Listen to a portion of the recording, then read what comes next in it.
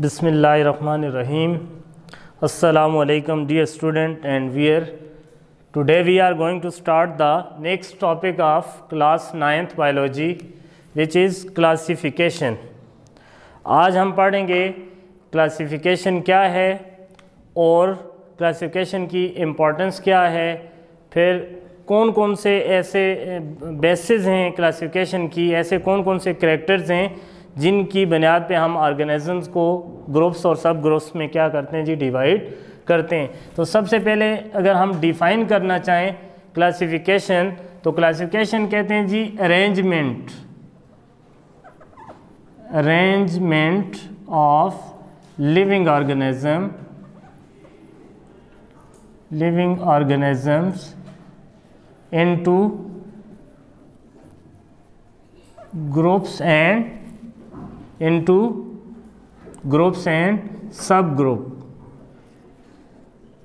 subgroups on the basis of similarities and differences in their characters। तो classification क्या होती है जी?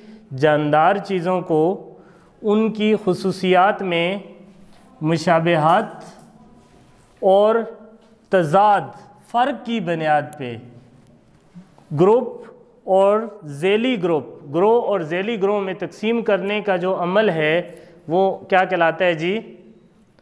क्लासिफिकेशन कहलाता है। क्लासिफिकेशन कहते हैं जी जानदार चीज़ों को उनकी खुसूसियात में मुशाबहत, मिलने जुलने, मतलब दो जानदारों के करैक्टर अगर एक जैसे होंगे तो उनको हम एक ग्रुप में रखेंगे। और डिफरेंसेस का क्या मतलब है कि अगर किसी जानदार का करैक्टर किसी दूसरे जानदार से मुख्तलिफ है तो उसको हम क्या करेंगे, किसी दूसरे ग्रुप में रखेंगे। फॉर एग्ज़ाम्पल हम कलर की बात ले लें, कलर एक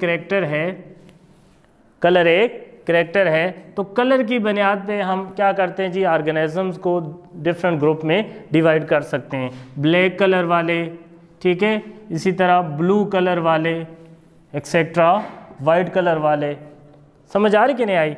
इसी तरह हम साइज़ की बुनियाद पे भी ऑर्गेनिजम्स को क्या कर सकते हैं जी, डिवाइड कर सकते हैं, स्मॉल, लार्जर, ठीक है। लेकिन ये वाली जो तकसीम है ना, ये जर्नल तकसीम है। This is not scientific classification, ये साइंटिफिक क्लासिफिकेशन नहीं है। आपने पहले चैप्टर में पढ़ा था टेक्सानोमी में, तो वहाँ पे आपने देखा था कि टेक्सानोमी जो है उसकी आपने डेफिनेशन इस तरह की थी, the scientific classification of living organism, the branch of biology in which we study about the scientific classification of living organism. तो this is not scientific classification.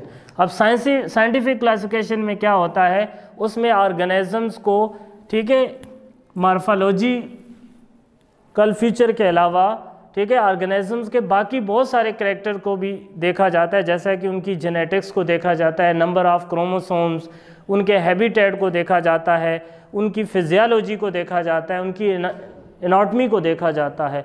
तो उसमें हम ऑर्गेनिजम्स को एक से ज़्यादा करैक्टर की बुनियाद पे क्या करते हैं जी, क्लासीफाई करते हैं। वैसे क्लासिफिकेशन का मकसद क्या है जी? अगर आपसे कोई पूछे कि why we classify the organisms, तो what is the purpose to classify the living organism, तो इसका मकसद ये है कि इन द स्टार्ट, इन दी शुरू में जो आपके पास नंबर था, नंबर जो तादाद थी ऑर्गेनिजम्स की, वो क्या थी जी, बहुत कम थी।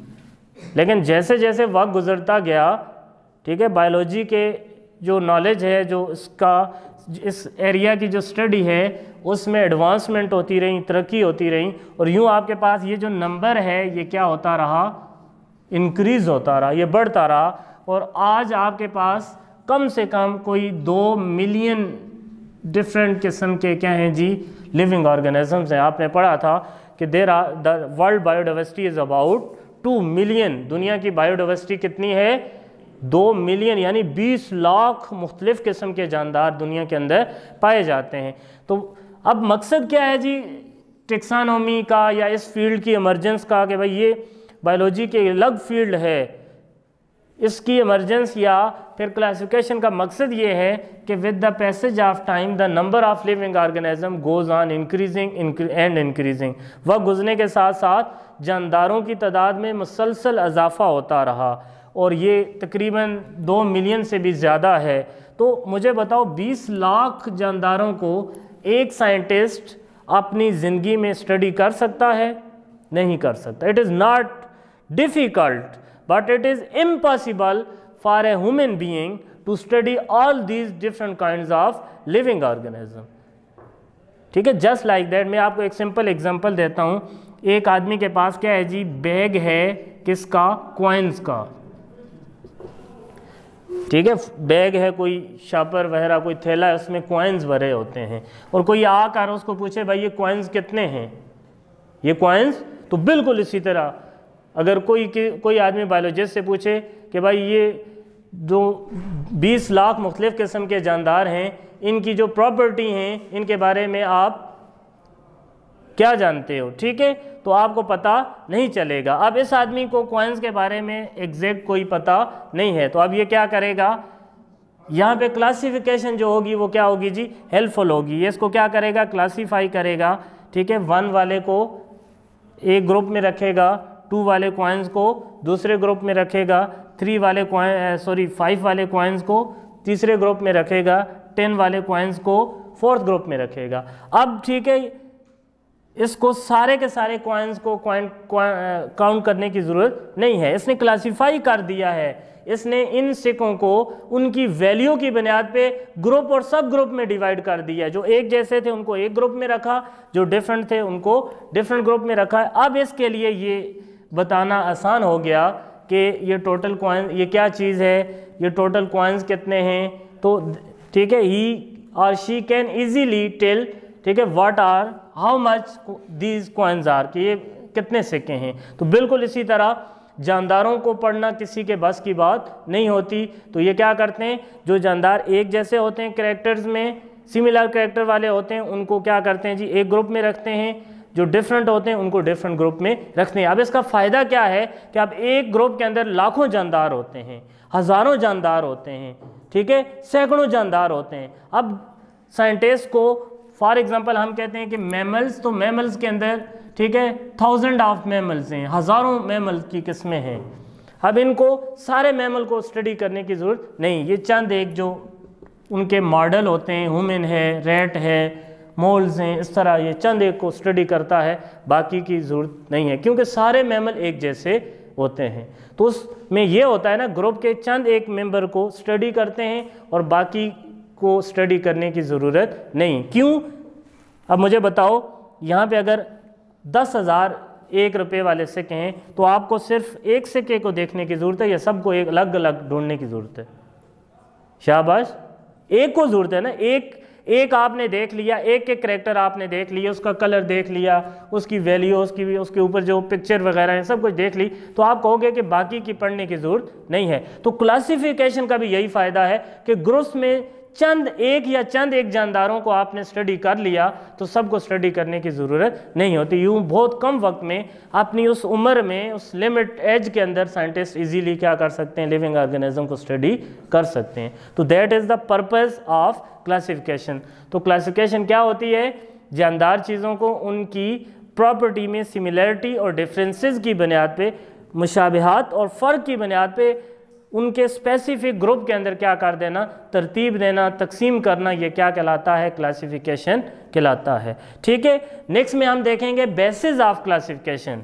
बेसिस ऑफ क्लासिफिकेशन कि हम कौन सी बुनियादों पर, कौन कौन से करैक्टर्स की बुनियाद पे ऑर्गेनिजम्स को क्या कर सकते हैं जी, तकसीम कर सकते हैं। वैसे आपने देखो डेफिनेशन में आपने सीख लिया है कि जो क्लासिफिकेशन होती है उसमें जानदारों को उनके खुसूसियात में मुशाबिहात और फ़र्क की बुनियाद पे ग्रुप या सब ग्रुप में क्या करते हैं, डिवाइड करते हैं। जो जानदार एक जैसे होते हैं उनको एक ग्रुप में रखते हैं, जो ऑर्गेनिज्म डिफरेंट होते हैं उनको सब ग्रुप में रखते हैं। जिस तरह मैंने वो आपको कॉइन्स की मिसाल दी थी, समझ आ रही कि नहीं? फ़ायदा बहुत होता है।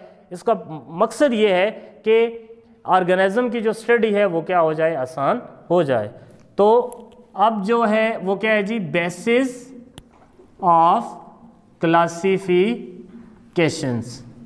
तो डिफरेंट पीरियड के अंदर मुख्तलिफ, ठीक है, टाइम के अंदर मुख्तलिफ साइंटिस्ट ने ऑर्गेनिज्म को मुख्तलिफ बेसिस पे क्लासीफाई करने की कोशिश की है। जो पुराने ज़माने के ओल्ड टाइम था या एंशियंट टाइम, कदीम ज़माने के जो लोग थे, जो बायोलॉजिस्ट थे, अरिस्टोटल और उसके जो स्टूडेंट थे, उन्होंने ऑर्गेनिज्म को किस बुनियाद पे क्लासीफाई किया था? On the basis of habitat. What is habitat? Habitat क्या होता है जी? हैबिटेट उस प्लेस को कहते हैं, उस जगह को कहते हैं जहाँ पे कोई जानदार रहता है। द प्लेस, ठीक है, at where an organism live is called habitat. The living place of an organism, किसी भी जानदार के रहने की जो जगह होती है वो क्या कहलाती है? हैबिटेट कहलाती है। What is habitat? Living place of N organisms. कोई जानदार है, वो जहाँ पे रहता है वहाँ पे वो, ठीक है, क्या करता है? घर बनाता है। वहाँ पे वो क्या करता है जी? अपने यंग वंस को रियर करता है, अपने बच्चों को पालता है। उस जगह को हम क्या बोलते हैं जी? हैबिटेट। उर्दू में इसको मस्कन कहते हैं, रहने की जगह। समझ आ रही कि नहीं आई? तो ये हैबिटेट है। ओल्ड टाइम में एंशियंट कदीम ज़माने के जो बायोलॉजिस्ट थे, वो किस बुनियाद पे, कौन से करैक्टर की बुनियाद पे ऑर्गेनिज्म को क्लासीफाई करते थे? हैबिटेट। तो there are 3 types of habitat. कौन कौन से होते हैं? एक आपके पास क्या है जी? वाटर है। दूसरा क्या है जी? लैंड है। और तीसरा क्या है जी? एयर है। समझ आ रही कि नहीं आई? तो 3 तरह के बड़े हैबिटेट हैं, ठीक है। पानी, बहुत ज़्यादा जानदारों के रहने की जगह है। ज़मीन पे भी आप देखते हो बहुत सारे जानदार जिंदा रहते हैं। और there are some organism which live in the air, which lives in the airs. तो ठीक है, इन्होंने क्या कहा? उन्होंने कहा कि भाई जो पानी में रहते हैं उनको उन्होंने क्या कहा? एक्वेटिक ऑर्गेनिज्म कहा। ये ग्रुप इसने, मतलब देखो क्लासिफिकेशन है ना। आप हमने कहा ना क्लासिफिकेशन में जानदारों को करैक्टर में सिमिलरिटी या डिफरेंसेस की बुनियाद पे हम क्या करते हैं? ग्रुप्स में डिवाइड करते हैं। तो पहला ग्रुप्स कौन सा बना? Aquatic organism. एक्वा लातीनी ज़बान में किसको कहते हैं? वाटर को कहते हैं। एक्वेटिक ऑर्गेनिज्म कौन से ऑर्गेनिजम्स होंगे? विच लिव इन वाटर। तो ऐसे तमाम जानदार जो पानी में रहते थे उनको किस ग्रुप में रखा? एक्वेटिक में। अब इनके बहुत सारे करैक्टर एक जैसे थे, जैसा कि ये वाटर से डिज़ॉल्व ऑक्सीजन को क्या करते हैं? यूज़ करते हैं। एक ये करैक्टर है। इसके अलावा इनके फिन्स होते हैं, ज़्यादातर फिन्स होते हैं जिनके ज़रिए स्विम करते हैं। इनके गिल्स होते हैं, फेफड़े नहीं होते। समझ आ रहे? करैक्टर्स हैं। ये वाटर में रहते हैं, तो जितने भी पानी में रहते थे उनको क्या कहा? Aquatic organism. ठीक है। फिर दूसरा जो ग्रुप था वो क्या था जी? शाबाश, वो था टेरेस्ट्रियल एनिमल्स, ऑर्गेनिजम्स। दूसरा कौन सा है? Terrestrial organisms. ये कौन से ऑर्गेनिज्म थे? शाबाश, ये वो ऑर्गेनिज्म थे विच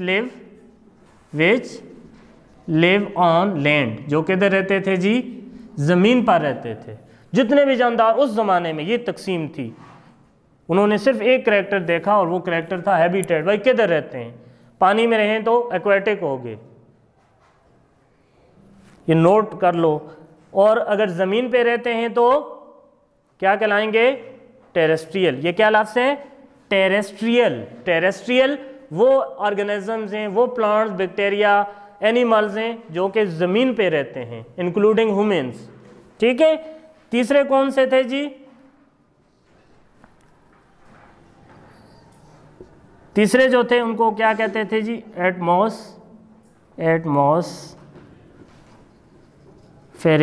एटमॉस्फेरिक जो थे ये वो ऑर्गेनिजम्स थे जो किधर रहते थे जी? Which live in the air, जो हवा में रहते थे, बैक्टीरिया वगैरह और बाकी जो खुर्दबीनी जानदार थे। तो यूं पुराने ज़माने में, ओल्ड टाइम में, किस बेस पे, किस बुनियाद पे जानदारों को क्लासीफाई किया गया था? On the basis of their habitat, means where they live.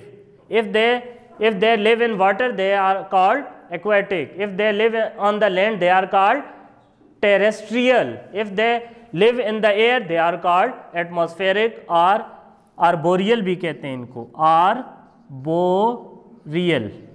समझ आ रही कि नहीं आई? या इनको क्या कहते हैं, टेरेस्ट्रियल के एटमॉस्फेरिक कहते हैं, या क्या कहते हैं जी, आर्बोरियल, जो एयर के अंदर रहते हैं। तो these are the base of classification in the ancient time. तो पुराने ज़माने के लोगों ने जानदार चीज़ों को किस बुनियाद पे क्लासीफाई किया था? ऑन द बेसिस, करेक्टर आपको याद होना चाहिए, on the basis of habitat, habitat की बुनियाद पे। तो this is very simple and non scientific classification. ये मतलब कोई साइंस ही नहीं थी, जस्ट सिंपल सादा क्लासिफिकेशन थी कि भाई किधर रहते हैं। If they live in water they are called aquatic, habitat के नाम से उनको नाम दिए। If they live on the land they are called terrestrial, if they live in the air they are called arboreal। तो these are the classification in ancient time। Next जो base थी classification की, नेक्स्ट जो second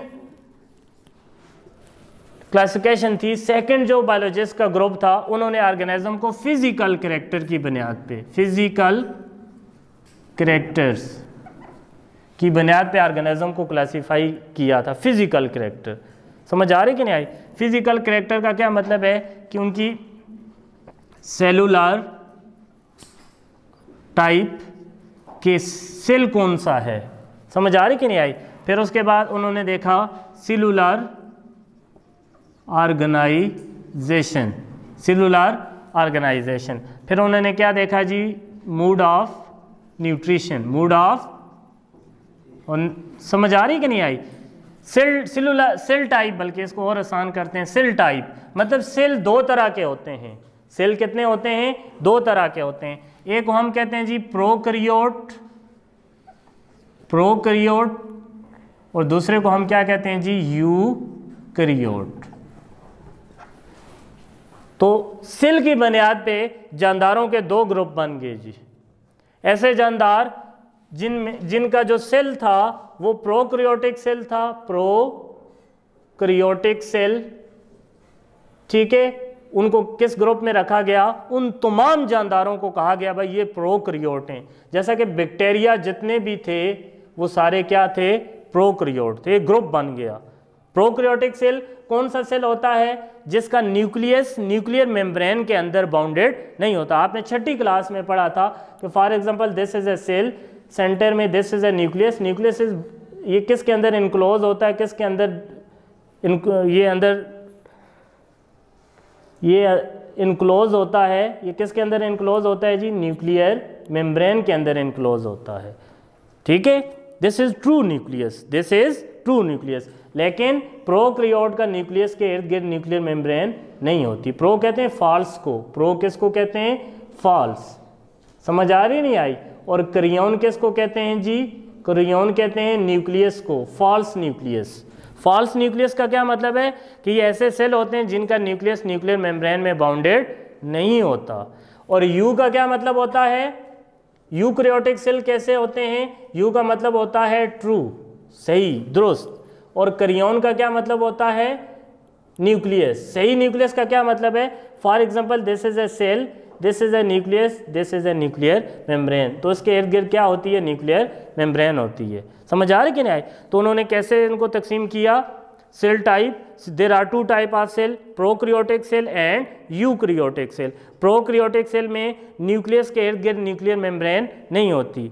और eukaryotic cell में यूकैरियन से निकला है, यू का मतलब होता है ट्रू, कैरियन का मतलब होता है न्यूक्लियस। ये ऐसे सेल्स होते हैं जिनका न्यूक्लियस न्यूक्लियर मेम्ब्रेन के अंदर बाउंडेड होता है, इधर कोई न्यूक्लियर मेम्ब्रेन नहीं होती, ठीक है। तो कैसे क्लासिफाई किया? इधर देखो, सारे बैक्टीरिया को किस में रखा?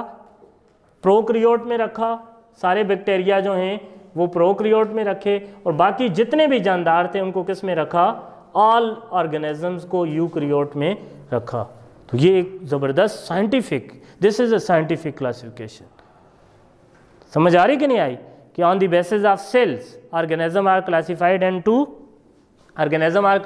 Into two groups. कौन कौन से हैं जी? Prokaryote and eukaryote. उसके बाद है जी सेलुलर ऑर्गेनाइजेशन।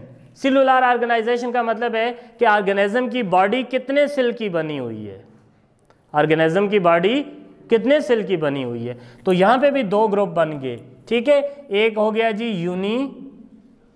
ये भी आपने पढ़ा हुआ है, यूनिसेलुलर ऑर्गेनिजम्स, वो जानदार होते हैं जो सिर्फ एक सेल के बने होते हैं, जैसा कि बैक्टीरिया, इधर बैक्टीरिया भी आ सकता है, बैक्टीरिया है, ठीक है, पैरामीशियम है, अमीबा है, समझ आ रही कि नहीं आई बात, फंजाई हैं। तो जितने भी यूनिसेलुलर थे उनको एक ग्रुप में रखा, और ऐसे ऑर्गेनिज्म जिनकी बॉडी एक से ज़्यादा सेल की बनी होती है उसको किस में रखा, मल्टी सेलुलर, ठीक है। फिर उसके बाद mood of nutrition. Mode of nutrition का मतलब है खुराक कैसे हासिल करते हैं, how they prepare their food, how they get their food, वो अपनी खुराक कहाँ से हासिल करते हैं, कैसे हासिल करते हैं। तो इस बुनियाद पे भी दो ग्रुप बने, एक को कहा जी ऑटोट्रॉफ, दूसरे को क्या कहा जी, हेट्रोट्रॉफ। ऑटोट्रॉफ अपनी खुराक खुद बनाते हैं, ऑटो सेल्फ को कहते हैं, ऑटोमेटिक जो खुद चलती है। तो यहाँ पे ऑटो का मतलब होता है खुद, ट्रॉफ का मतलब है नरिशिंग, ये क्या करते हैं, अपनी खुराक खुद बनाते हैं, autotroph. They prepare their own food, इनमें फोटोसिंथेसिस होती है। ग्रीन प्लांट्स, जितने भी ग्रीन प्लांट्स हैं सारे के सारे प्लांट्स क्या आ गए जी, ऑटोट्रॉफ्स। और हेट्रो का क्या मतलब होता है, डिफरेंट, हेट्रो का मतलब होता है मुख्तलिफ, और ट्राफ का मतलब होता है ग़िज़ाइयत, ये अपनी खुराक दूसरों से हासिल करते हैं, खुद नहीं बना सकते। और जितने भी एनिमल हैं वो किस में आ गए, किस में आ गए जी, हेट्रोट्रॉफ। तो यूं, ठीक है, this type of classification based on the physical character and it is somewhat scientific classification, ये साइंसी तकसीम है। देखो सेल को देखा गया, अगर सेल प्रोकैरियोटिक है तो ऑर्गेनिज्म प्रोकैरियोट्स था, बैक्टीरिया। अगर सेल यूकैरियोटिक है, उसका न्यूक्लियस न्यूक्लियर मेम्ब्रेन के अंदर है, तो ऑर्गेनिज्म किस ग्रुप में होगा, यूकैरियोट्स में होगा।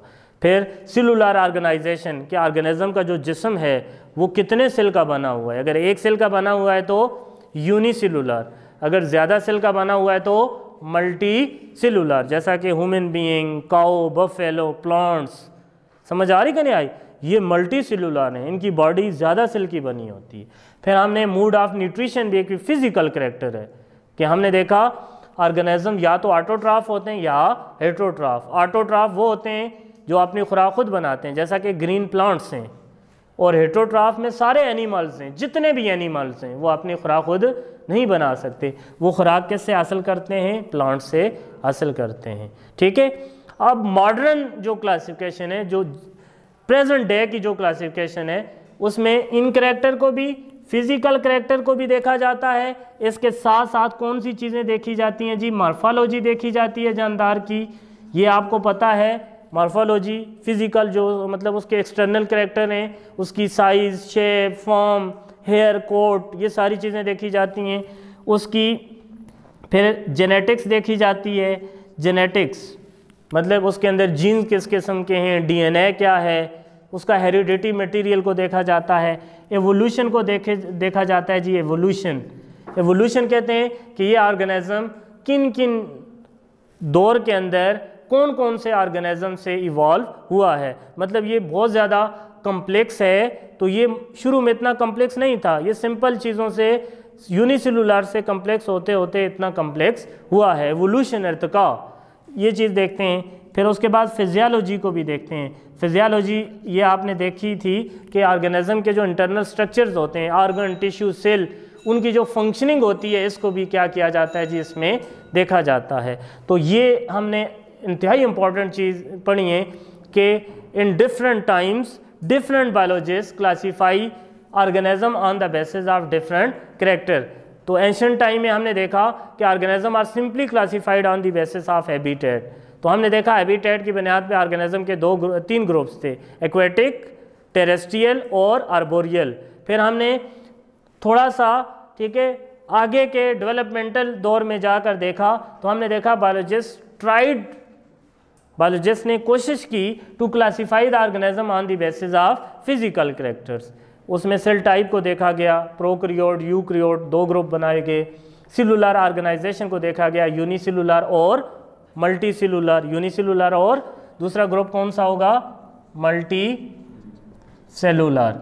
ठीक है, फिर नेक्स्ट में मूड ऑफ न्यूट्रिशन को देखा कि जानदार खुराक कैसे हासिल करते हैं। अगर वो खुद बनाते हैं तो ऑटोट्रॉफ, सारे प्लांट्स क्या हैं जी, ऑटोट्रॉफ। अगर वो अपनी खुराक खुद नहीं बना सकते, प्लांट से खुराक हासिल करते हैं, तो हेट्रोट्रॉफ, सारे एनिमल्स क्या हैं जी, हेट्रोट्रॉफ। तो that is all about today lecture. Inshallah we shall discuss in the next lecture. Thank you so much. Allah Hafiz.